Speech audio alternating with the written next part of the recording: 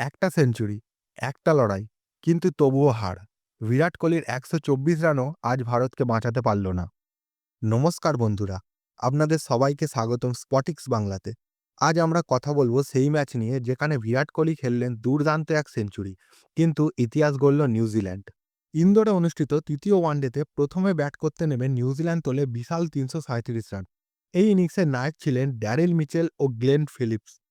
চতুর্থ উইকেটে এই দুই ব্যাটার গড়েন ২১৯ রানের জুটি, যা কার্যত ম্যাচ ভারতের হাতের বাইরে নিয়ে চলে যায়। মিচেল করেন ১৩৭ রান, আর ফিলিপস মাত্র ৮৩ বলে সেঞ্চুরি তুলে নেন। মাঝের ওভারে ভারত উইকেট তুলতে ব্যর্থ হয়, আর সেখানেই ম্যাচের মোড় ঘুরে যায়। শেষের দিকে সিরাজ দারুণ বোলিং করলেও স্কোর তখন অনেকটাই বড় হয়ে গিয়েছিল।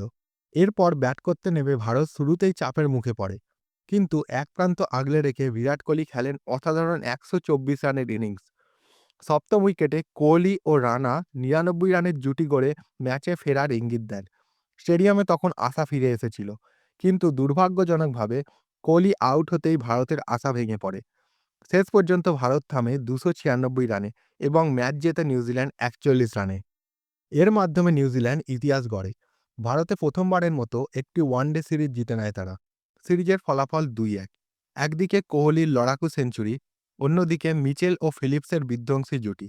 এই ম্যাচটা সত্যিই ক্রিকেট প্রেমীদের জন্য স্মরণীয় হয়ে থাকবে। আপনাদের এই ম্যাচ নিয়ে মতামত কি?